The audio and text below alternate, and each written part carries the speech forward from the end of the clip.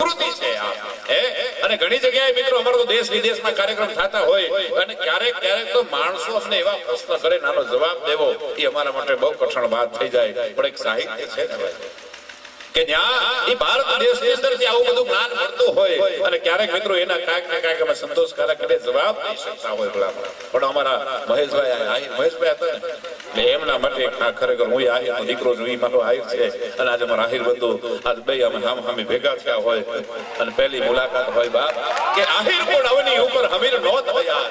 એ આહિરની વ્યાખ્યા છે મિત્રો કે આહિર કોણ અવની ઉપર હમીર નો થયા તો કે દેવકીજીનો ઈ કૃષ્ણ કાઢ્યો ઠાકર પાપી કંસના હાથે હણા ભલામણો ઈ આહિર કુળ છે. અને આહિર કુળની તો મિત્રો વાત એટલી હોય કદાચ રાત ચૂકી પડી જાય. ઈ આહિરનો આશરો છે કે કદાચ ઘણા માણસો એવા છે કે જ્યાં કદાચ હોનાના દાન દીધા છે આપણે દાખલા જોયા છે. ક્યારેક કદાચ પોતાના મકાનના દાન દીધા છે, રૂપિયાના દાન દીધા છે, આવા જમીનના દાન દીધા છે.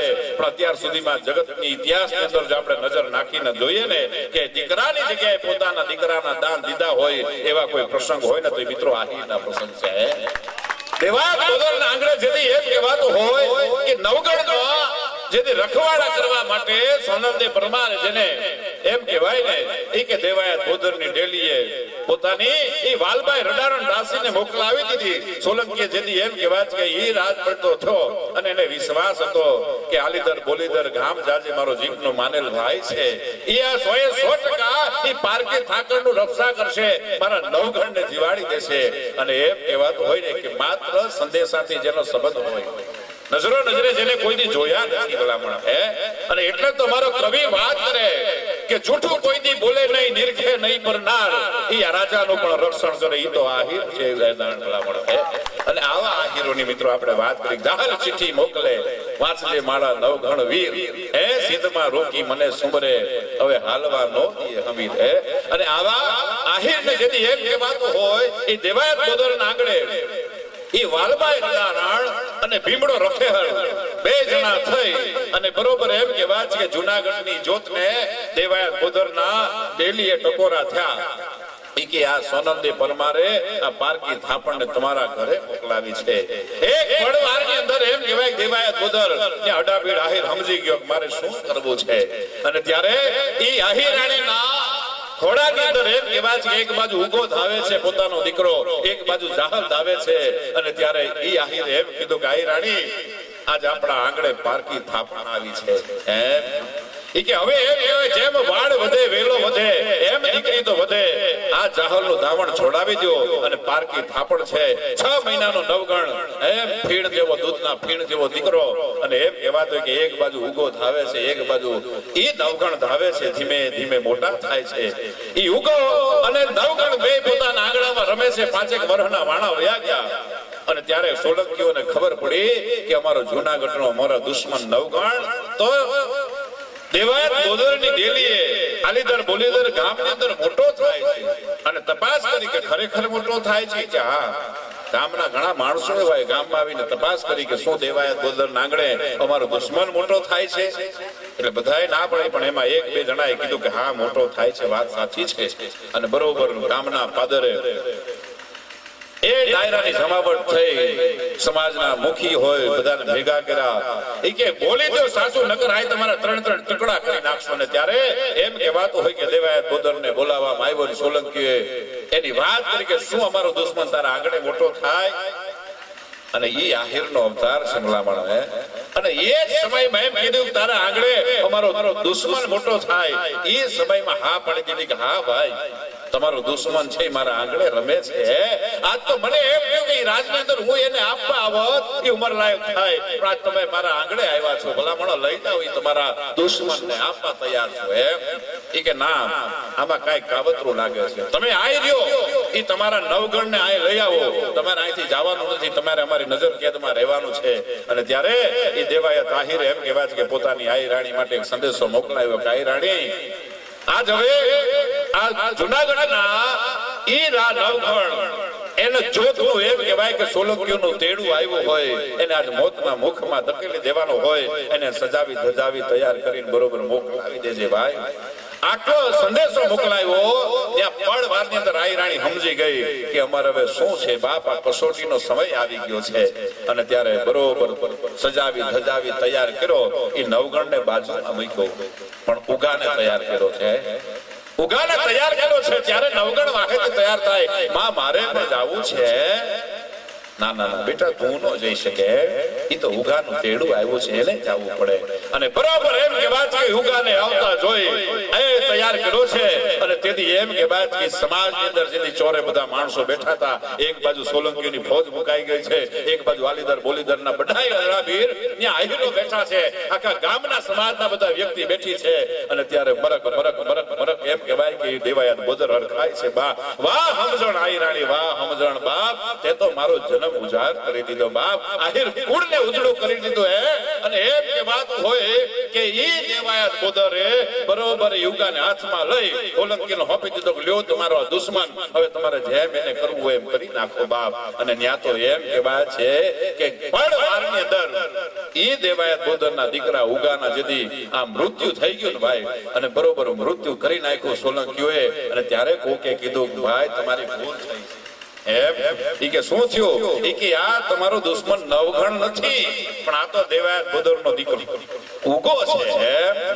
અને આની વાત કેવી રીતે કરવી? હા, આનું પ્રમાણ કઈ રીતે દેવું કે ઉગો છે કે નવગણ છે? અને ત્યારે ઈ દેવાયાત બોદરને કીધું આ વાત સાચી છે, આ તમારો દીકરો ઉગો છે કે નવગણ છે? કે ના ભાઈ, ઈ નવગણ છે, હું મારા દીકરાને નું આપું. લે અને આમાં એમ કહેવાય કોકે કીધું કે બાપ છે ઈ તો કદાચ કઠણ કાળજાનો માણસ હોય, પોતાના દીકરા પ્રત્યે એની એટલી લાગણી ન હોય, પણ માં અને દીકરી, માં અને દીકરાનો જે પ્રેમ છે ઈ અપાર હોય. ઈ બોલાવો આઈ રાણીને અને એમ કહ્યું કે ખરેખર આ તમારો દીકરો ઉગો હોય તો તું એક કામ કર કે એની આંખમાંથી બે આંખ કાઢી નાખ અને બરોબર હાથમાં લઈ અને એના ઉપરથી હાલી નીકળતો. ત્યારે એના મોઢા ઉપર જો રેખા ન બદલાય તો સમજી જવાનું કે નવગણ છે. અને કદાચ ઈ દેવાયાત બોદરની ઈ પત્નીની આંખમાંથી આંખો પડી જાય તો સમજી જવાનું કે નવગણ નથી, ઉગો છે. અને બરોબર ન્યા કસોટીનો સમય આવ્યો. અને ત્યારે ઈ આઈ રાણીને બોલાવવામાં આવીને કીધું કે આ તારો દીકરો છે? કે ના, ઈ તો નવગણ છે. એમ ઈ નવગણ હોય તો એક અમારી વિનંતી ઈ છે કે એની આંખ બે કાઢી તારા હાથમાં લઈ અને એના ઉપરથી હાલી નીકળે ને ત્યારે અમે માનીએ કે ખરેખર આ નવગણ છે. અને વાત કહેતા વાર લાગે એટલી વારમાં તો જેમ કોડિયાની અંદર આપણે દીવા કર્યા હોય, રૂ બુઝાયો હોય, અને જેમ આપણે આમ અથડીમાં લઈ અને રૂ બહાર કાઢી નાખીએ ને એ જ રીતે ઈ યુગાની બે આંખ કાઢી અને આઈ રાણી હાથમાં લઈ અને જેથી એમ કહેવાય છે ને અમારો કવિ લખે છે એ કે મોઢાની રેખા નહોતી બદલાણી ભલામણ. અને ત્યારે એને વિશ્વાસ આવ્યો છે કે ખરેખર આ તો ઉગો નથી, નવગણ છે ભલામણ.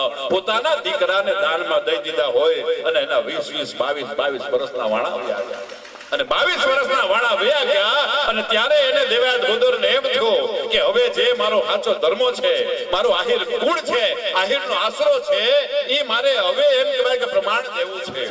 અને જાહલની બરોબર ઉંમર લાયક જાહલ થઈ છે, 20-22 વર્ષનો નવગણ થયો છે. અને દરેક આજુબાજુના વિસ્તારના એ બધા આહિરોને સંદેશો મોકલાવી દીધો કે આજ હવે આપણા જાહલના લગ્ન તૈયારી કરીએ છીએ અને જૂનાગઢના સોલંકીઓને આપણે આમંત્રણ દેવા માટે જવાનું છે. બધા આહિરો આવી જાજો આ સમયે. અને બધા આહિર કોઈ ઘોડા ઉપર છે, કોઈ હાંડિયા ઉપર છે અને બધા તૈયાર થયા છે. નવગણને સાથે લીધો છે. અડધો પંથક કપાઈ ગયો, બપોરનો સમય છે. દેવાયાત બોદરે એક જગ્યાએ બધા ઝાડની નીચે આરામ કરી અને બધા આહિરોને ભેગા કર્યા કીધું કે ભાઈ તમે એમ કહો છો મારા વિશ્વાસ ઉપર તમે આવ્યા છો? કે હા. કે તમને એમ છે કે આ જાહલનું આપણે આમંત્રણ દેવા જાય છે? કે ના, એમ નથી. આજે આપણો આહિરનો આશરો છે, આજ સાબિત કરવાનો છે. આજ આપણી સાથે જે છે મારો ઉગો નથી. ઉગો તો કેદીનો સોલંકીનો હાથમાં આપણે આપી દીધો છે, પણ આ જે દીકરો છે એ નવગણ છે. અને આપણી ફરજ છે કે જેને મોટો કર્યો છે, મારું બેનનું એક વચન છે એ પૂરું કરવાનું છે અને રાજગાદી આપણે બેસાડવાનું છે. આ જેટલા આપણે આહિર છે એમાંથી કદાચ આપણે ઘરે પાસે આવીએ કે ન પણ આવીએ. અને એક સમયની અંદર એમ કે બાદ કાટલી દેવાયાત બોદરે વાત કરી, ત્યાં એક આહિર બચ્ચાએ વચન આપી દીધો કે આપા તમે તમારી તૈયારી કરો. આ કાર્યની પાછળ આમાં એક આહિર બચ્ચા ખપી જવા તૈયાર છે.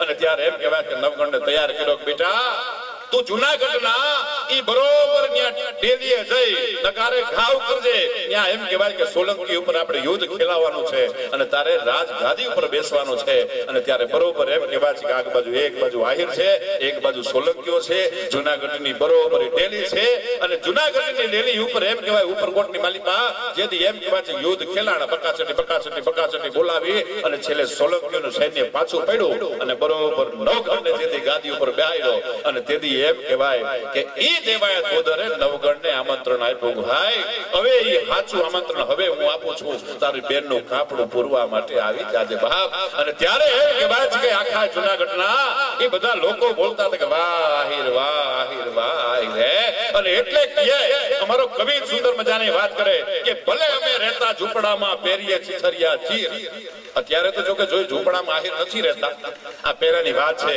કે ભલે અમે રહેતા ઝૂંપડામાં પહેરીએ છીછરિયા ચીર પણ કોઈ દી ખોટા ઝૂકીને નથી જીવતા ઈ તો અડીખમ આહિર છે ભલા માણો અને એવા આહિરના આજ પ્રસંગની વાત આજ અધૂરી મૂકું છું ક્યારેક કદાચ બીજી વાર આપણે કાર્યક્રમમાં મળશું તો 100% આખા પ્રસંગ તમને સંભળાવીશું કારણ એ આખા પ્રસંગ મારે સંભળાવવું હોય તો મારી પાસે ઓછામાં ઓછો 2 થી 3 કલાકનો સમય જ હોય અને ખરેખર જ્યારે આવો સમય પણ આજ આવશે અને આજ ખરેખર આવીના પ્રસંગો આપ સાંભળો છો ને એ અમારી ખરેખર એક મહાનતા છે તમારી અને અમારું સદનસીબ છે કે આવા પ્રસંગોને તમે સાંભળો છો આ કોઈ કાલ્પનિક વાત નથી આ જૂનાગઢની માલિકા દેવાયત ગોદરના એ પ્રતિમાનું અનાવરણ કર્યું છે 2011 જૂન મહિનાની અંદર અને હજી પણ એમ કહેવાય છે કે ત્યાં એ પ્રતિમાનું સરસ રીતે સજાવી ધજાવી જૂનાગઢના દરવાજા પર મૂક્યું છે અનેક આવા ઘણા